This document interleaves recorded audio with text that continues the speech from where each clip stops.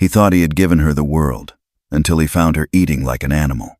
When billionaire tech mogul Michael Adams returned early from a business trip, he never expected the sight that would greet him in the kitchen of his Beverly Hills mansion.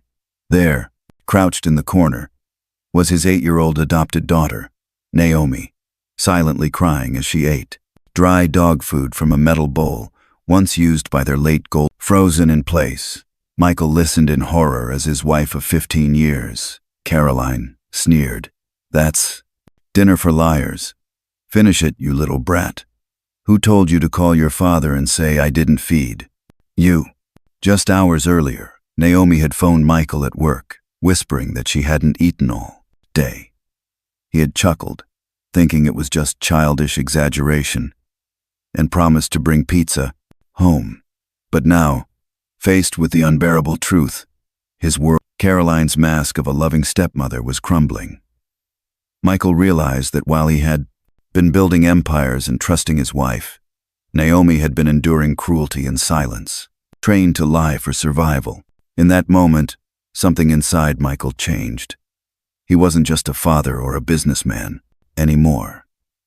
He became a protector on a mission to uncover every hidden truth and bring the pride or justice to the little girl who deserved far more than because no child should ever be treated like a secret shame, especially in a house built on dreams. He built a $200 million empire by solving impossible problems, yet he failed to see the suffering inside his own home. Michael Adams was the face of innovation, a brilliant entrepreneur who rose from humble beginnings to become a self-made billionaire by age 25. But on one ordinary afternoon, a simple call from his adopted daughter shattered everything he thought he knew of 8-year-old Naomi, whom he had lovingly adopted from a struggling orphanage in Detroit 3 years prior, had whispered over the phone, "Daddy, I'm hungry. Mommy, Caroline, forgot to make lunch again." Michael laughed it off, thinking it was just a child's drama, and promised to bring home pizza. He had no idea that those words would haunt him forever. When he arrived home early that day, he walked past the kitchen. Through the partially open door, he saw Naomi crouched in a corner, eating dry dog food from a metal dog bowl, Duke's bowl, their golden retriever who had died last year. Tears streamed down her face. Then came the cold, venomous voice of his wife, Caroline. "That's what liars get. Who told you to run to your father? You make me look like a monster." Michael's world stopped. For years he had believed that Caroline was caring for Naomi while he was away on. Her Instagram showed happy family moments. School reports were fine, if not glowing. And Caroline always said Naomi had adjustment issues and needed firm love. But now, Michael saw the truth. His daughter wasn't misbehaving. She was being broken. He locked himself in his office that night, reviewing 3 years of family life like a detective combing through crime scene footage. What once seemed like harmless parenting now read like a manual of emotional. Naomi was always on the edge of the frame in pictures. She looked tired in every school photo. She was isolated, silenced, and shamed. Michael remembered his own childhood being the only black student in a prestigious Connecticut prep school, enduring subtle racism, masked as discipline. He had promised himself that any child he raised would never feel that same sting. Yet here Naomi was, suffering under his roof while he chased boardrooms, and he opened a hidden drawer in his desk and pulled out a device that looked like a phone charger. It was a voice-activated recorder. He had used it before in high-stakes negotiations. Now, he would use it to uncover the truth at home. Michael began placing surveillance devices throughout the house, under tables, behind paintings, inside air vents.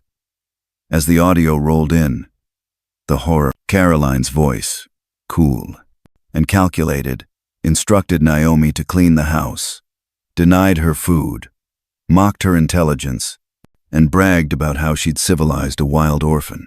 The breaking point came when Caroline, on a call with her sister, laughed and said, "Michael loves playing the hero." Saving a poor black girl makes him feel progressive. Meanwhile, I get free labor and the praise of being a stepmom. Michael stood in the hallway that night, silent. His heart was no longer just broken, it was on fire. This wasn't just about betrayal. It was about a child who had survived abandonment, only to be abused by the very woman meant to protect her. But Caroline had underestimated her husband.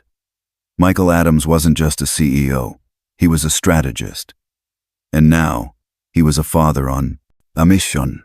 The next morning, he made Naomi pancakes for the first time in her life. And the war for her justice she called him daddy with a broken voice. And he finally realized she had been trained to lie just to survive.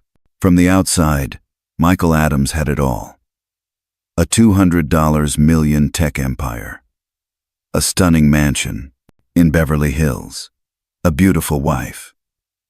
And an adopted daughter, whom he believed was living the paid ends dream life he had fought so hard to build. But that illusion shattered the moment he heard 8-year-old Naomi say, "Yes, Mommy. Caroline, Her voice was quiet, hollow, carrying the kind of resignation no child should ever know.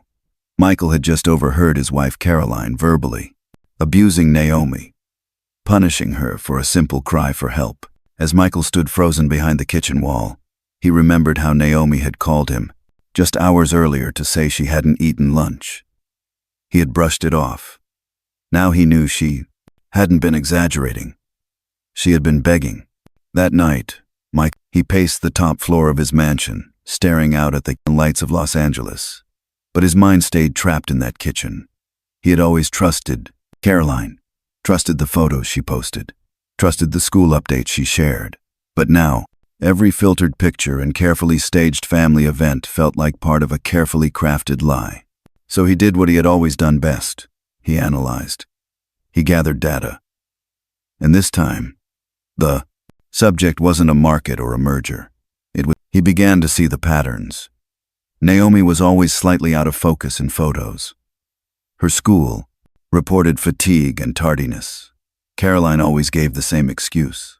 She's from a difficult background. She needs structure. But what kind of structure breaks a child's spirit? Michael remembered his own youth, growing up as the only black kid in elite prep schools. He knew what it felt like to be seen as less, to be disciplined for daring to, and now he realized he had allowed that same dynamic to infect his own home. Late that night, he opened his secured office drawer and pulled out a discreet audio recorder, disguised as a phone charger. He'd used it before in boardrooms. Now, he'd use it to save his daughter. As he quietly placed recording devices throughout the house, he heard Caroline on the phone with her sister Rachel. "Naomi's under control," she said with a laugh. "Michael barely sees. She knows what to say to keep him happy. It's just a matter of training." Rachel hesitated. "Isn't that too harsh?" Caroline scoffed. "You saw those kids at the orphanage, wild, uncivilized. I'm doing her a favor. And besides, she gives Michael that woke dad image he loves. Everyone wins." Michael leaned against the wall, feeling sick. Naomi wasn't just being mistreated. She was being used. As a tool, as a prop, as a symbol. But Caroline had made a fatal. She'd underestimated him. Michael wasn't a passive husband. He had built empires by reading people, calculating risks, and making decisive moves. And now, for the first time in years, he turned those skills inward. He collected evidence texts, phone calls, bank transfers. He uncovered that Caroline had been embezzling funds he set aside for Naomi's care. She had created fake bank accounts and there were signs of emotional neglect, forced labor, and clear patterns of psychological manipulation. By the time the sun rose, Michael had begun building a legal case that would expose Caroline, not only as a cruel stepmother, but as a criminal. At 5 a.m., Michael cooked Naomi pancakes, her favorite. When she entered the kitchen, she stopped, stunned. It was the first time she had ever seen her father cooking. Caroline arrived. Shortly after, faking but the tension in the room was heavy. "Eat up, my princess," Michael said softly to Naomi, placing the warm plate in front of her. "You need your strength." Then he turned to Caroline and said quietly, "Sometimes people take advantage of kindness in ways we can't imagine. But there's always a day of reckoning." For the first time, Caroline's confident facade, she didn't know it yet, but the game she had been playing in the dark was about to be exposed in the light by the very man she thought she had fooled. And this time, Naomi wouldn't have to whisper to be heard. She thought he was just a source of money, but she forgot. He built an empire by exposing liars. For 7 days, Michael Adams became the perfect husband. Flowers, dinners, warm smiles, and even a spontaneous trip to his wife Caroline. It felt like a romantic phase, guilt perhaps, for being gone so often. But in truth, every kind gesture was part of a calculated plan, because Michael wasn't just pretending to be a devoted husband. He was gathering ammunition to destroy the woman who had abused his daughter. 8-year-old Naomi had spent 3 years living under Caroline's rule, a rule of silent punishments, stolen meals, and forced. Michael, blinded by business and false appearances, had trusted Caroline completely. But now, the mask was off, and Michael was no longer playing along. Each evening that week, he studied Caroline like a hostile business partner. He watched the way she smirked when Naomi flinched. He took note of how she positioned herself perfectly in every photo, using Naomi as background decoration for her Instagram. Number blessed stepmom, one caption read, with Naomi barely visible behind her shoulder. He screenshotted everything. The weekend at Disneyland was the final test. Naomi, though thrilled by the rides and treats, constantly looked to Caroline for approval, hesitant to laugh too loudly, refusing popcorn, because Mommy Caroline said junk food makes. Meanwhile, Caroline spent the day posting selfies with captions like, "Beautiful day with my family," making sure Naomi was always slightly out of frame. Back at the hotel, Michael opened his laptop and reviewed his growing archive, recordings of Caroline mocking Naomi, bank statements showing money meant for Naomi's care spent on designer handbags, and texts where Caroline bragged about training the orphan girl like a maid. By Monday morning, Michael's longtime attorney and friend, Elliot Brooks, arrived with heavy news. "We dug deeper," Elliot said. "She didn't just mistreat Naomi, she committed federal fraud. Caroline opened fake bank accounts in the girl's name and used them to hide funds and evade taxes. She's been embezzling for 3 years. Michael's jaw clenched. "Get the FBI on it. I want this handled the right way." Elliot raised an eyebrow. "You're sure? This isn't just divorce court. This will destroy her." "She destroyed herself the moment she put dog food in front of my daughter," Michael replied, coldly. On Thursday, Caroline's carefully curated world collapsed. Federal agents arrived with search warrants. Bank accounts were frozen. The lavish home she flaunted online became a crime scene. And standing in the center of it all was Michael, calm, poised, and unshakable. She begged, she cried, she accused him of betrayal. "You betrayed yourself, Caroline. You thought Naomi was invisible. But I see her now, and I'll never unsee her again." As she was led away in handcuffs, Michael turned to Naomi, who stood in the hallway, clutching a teddy bear. "You're safe now," he whispered, because this time, the man Caroline underestimated wasn't just the CEO of a tech empire. He was a father awakened, and nothing was more dangerous than a protector who had finally opened his eyes. She thought his silence meant, but he was simply waiting for the right moment to strike with the truth. On the surface, Caroline Adams was still the queen of Beverly Hills, even after federal agents stormed her home. Even as news began spreading of child abuse and financial fraud, she clung to the illusion of control. She called lawyers. She denied everything. She even tried to spin the story to tabloids, painting herself as the misunderstood wife of a cold billionaire. But the public didn't buy it, not when Michael Adams had mountains of irrefutable evidence. And not when Naomi, the quiet 8-year-old girl once forced to eat from a dog bowl, was now smiling confidently at school assemblies and sleeping soundly for the first time in years. Michael had always believed in silent power. Let others talk, posture, pretend. He listened. He observed. And when the time was right, the day after Caroline's arrest, he filed for full custody of Naomi and moved into a new home in Malibu, overlooking the ocean. It wasn't just about distance. It was about creating a new world, one where Naomi would never again feel like a burden, a prop, or a target. In her new room, decorated with stars, books, and princess lights she chose herself, Naomi finally had space to be a child. Every small moment became a victory. When she reached for ice cream, when she asked if she could invite a friend over, when she hugged him from behind while he was on a call. These things seemed simple, but to Michael, they were signs that healing had begun. Meanwhile, Caroline's life unraveled completely. She served 18 months in prison for tax fraud, child abuse, and identity theft. The prenuptial agreement she once laughed at left her penniless after the divorce. Her friends, her social media following, once 200,000 strong, dropped to zero after a wave of public outrage. Every lie she posted, every carefully filtered photo, was now part of the public record, evidence of a woman who used a child's suffering as a stage prop for her own vanity. She tried to reach out from prison, letters, calls, even a request for reconciliation. Michael ignored them all. Naomi didn't need closure from a monster. She needed consistency, love. 2 years passed, and the world forgot about Caroline Adams. But Naomi Adams, the world, was just beginning to notice her. She stood on the auditorium stage at Beverly Hills Academy, dressed in a blue sash, accepting an award for top student in her class. Her speech was short, but unforgettable. "I want to thank my daddy," she said, her voice clear and steady.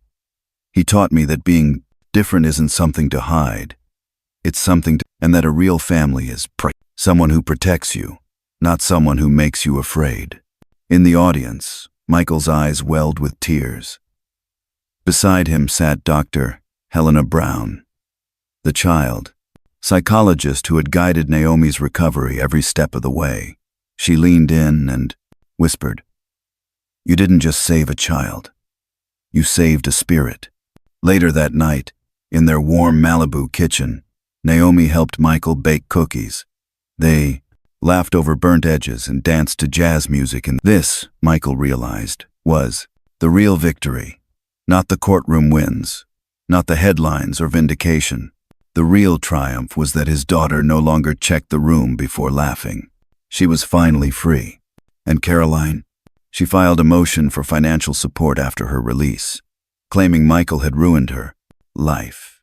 His lawyer submitted recordings of her mocking Naomi, stealing money, and admitting. The judge dismissed the case within 48 hours, with a warning about malicious litigation.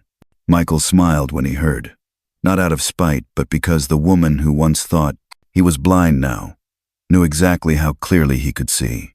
Because in the end, the best revenge wasn't her punishment. It was Naomi's joy. It was a house filled with laughter instead of silence. It was a life rebuilt, not from rage. She tried to erase a little girl's dignity, but the world saw the truth, and it broke. Caroline Adams once lived for praise. She curated every Instagram post with perfection, from luxury brunches to faux candid family moments with her adopted stepdaughter Naomi just barely visible in the background. To her followers, Caroline was the embodiment of elegance, charity. But behind the shimmering filters was a darker reality one. Caroline thought she had, until she made a fatal mistake. She underestimated Michael Adams, the man she married for status, and the father who had once trusted her blindly. She believed his quiet nature was weakness, that he'd never look beneath the surface, that Naomi's suffering would stay silent. But when Michael saw his daughter eating from a dog bowl, everything changed. He didn't scream. He didn't confront. He simply watched. Then he acted. While Caroline continued posting number-blessed captions, Michael built a wall of evidence. Recordings, bank statements, altered medical files. Every lie she told publicly became a piece of her undoing. Her private cruelty became national outrage. And when the truth exploded in the media, the woman once called Momfluencer of the Year was suddenly the face of betrayal. Caroline was sentenced to 18 months in prison. Her fortune vanished. Her social status evaporated overnight. Even her family disowned her. She went from private jets to riding the city bus to a small apartment in Van Nuys, working as a receptionist at a vet clinic. Haunting irony, considering Naomi had once been forced to eat from a dog's bowl under her. God, she tried to sell her version of the story to the tabloids, but the evidence was too overwhelming. America had seen the videos, had heard her voice telling Naomi, "Eat it." That's what liars deserve. No PR team in the world could undo that. Meanwhile, Naomi's life transformed. She now lived in a sunlit home in Malibu, where she ran barefoot along the beach and chose her own bedtime stories. She laughed with her father over burnt pancakes. She brought friends home from school. Her voice, once hushed with fear, now rang with joy. And Michael? He was no longer just the CEO of a tech empire. He was the father his daughter needed. His story of exposing the abuse inside his own mansion became a symbol of integrity. News outlets praised him.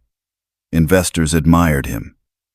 Forbes named him CEO of the Year. Not for his earnings, but for his ethics. Integrity at home, Michael said in one interview, is the foundation of integrity in business. If I can't protect an 8-year-old child, I have no right asking others to trust me with their investments.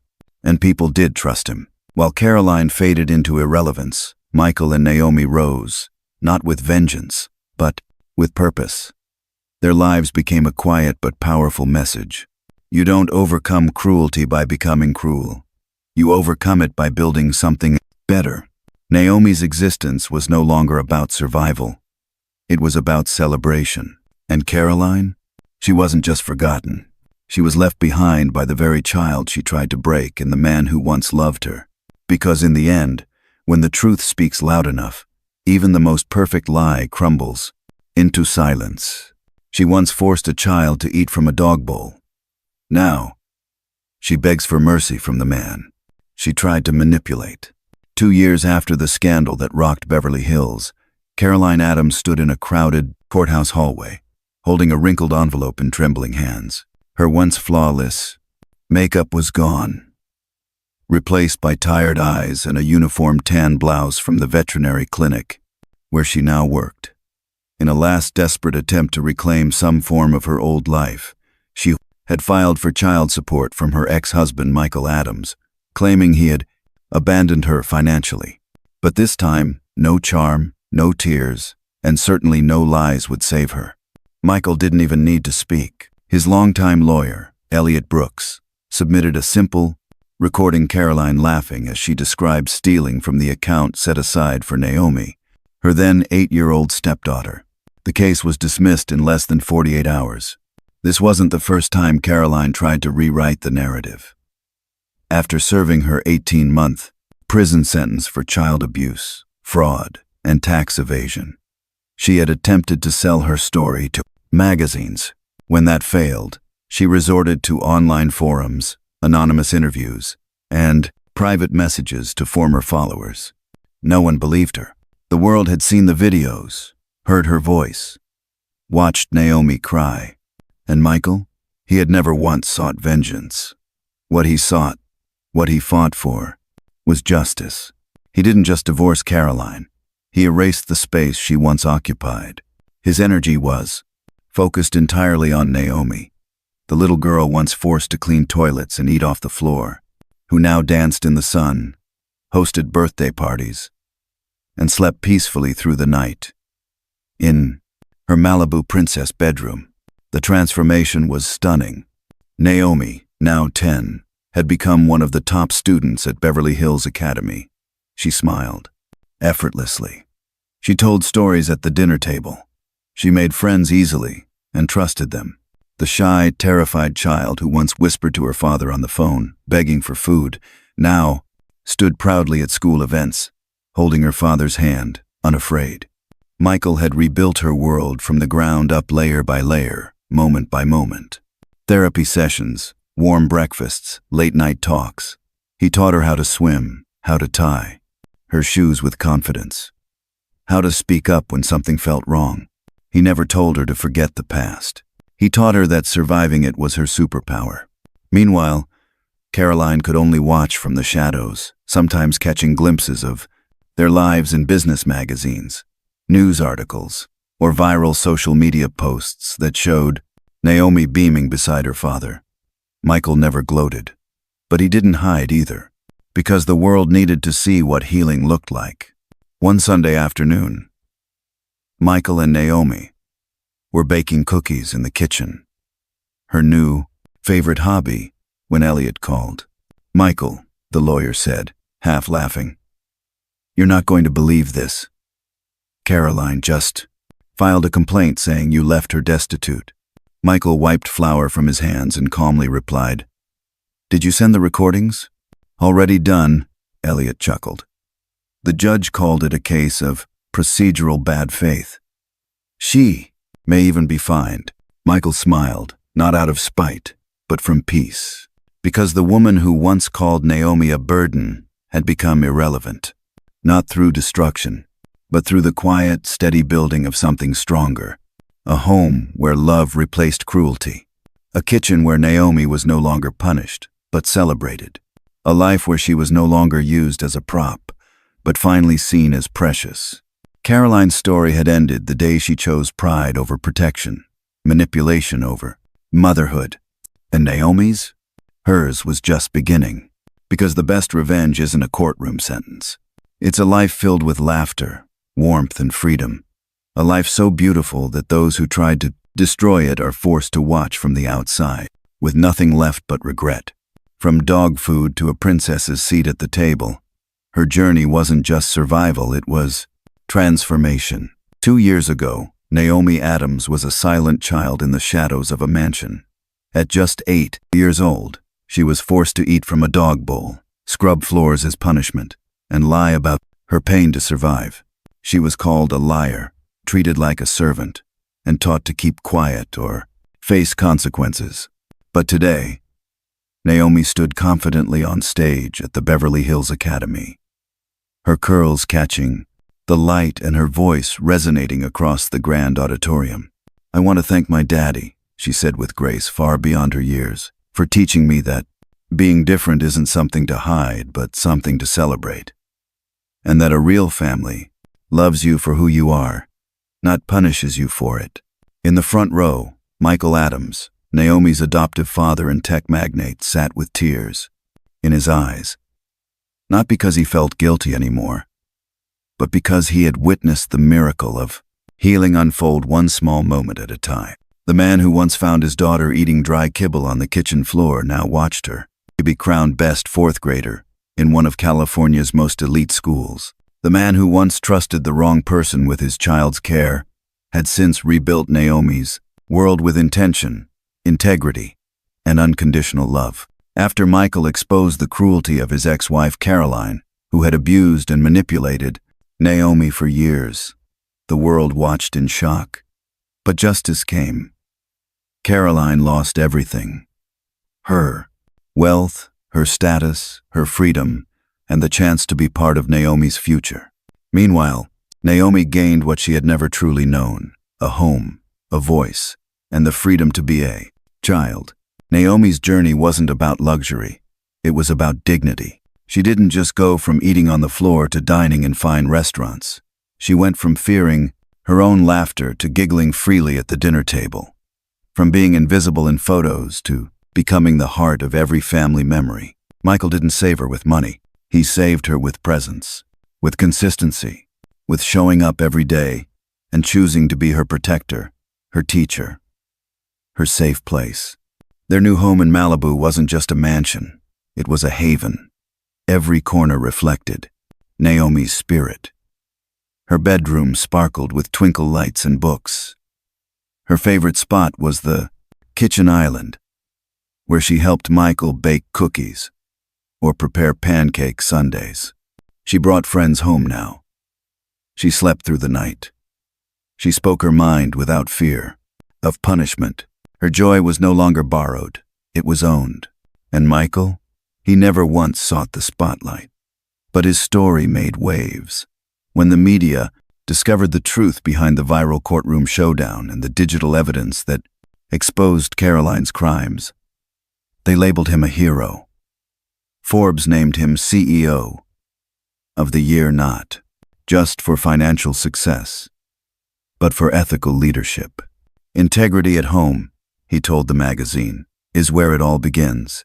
If you can't protect the vulnerable in your own family, you have no business asking others to trust you in leadership.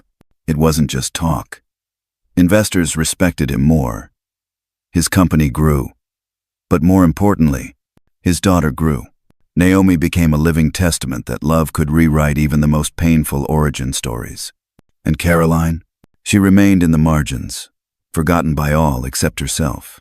Every time she saw Naomi's name trending, or Michael's story being praised in business journals, she had to confront reality that she was the reason she no longer had a place in that narrative. Because cruelty doesn't just ruin others, it rots from within. Naomi's greatest revenge was never punishment. It was joy. It was living fully, loudly, and fearlessly. Because the girl who once cried in silence now stood tall in front of hundreds, celebrated not as a victim, but as a victor, and the world listened. She once cried alone, eating scraps on the kitchen floor. Today, she stood beneath the bright lights of a school auditorium, holding a trophy and beaming with pride.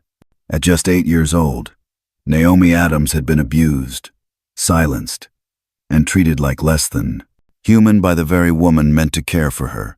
Her cries went unheard until the day her adoptive father, Michael, came home early and saw the truth with his own eyes. That moment shattered him, but it also awakened something powerful. He didn't just seek justice.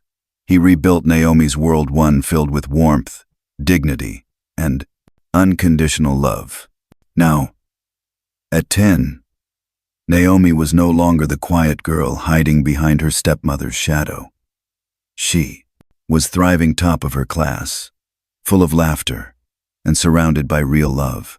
The world that once broke her became the platform where she now stood tall. No child should have to beg for love, and no voice, no matter how small, should go unheard.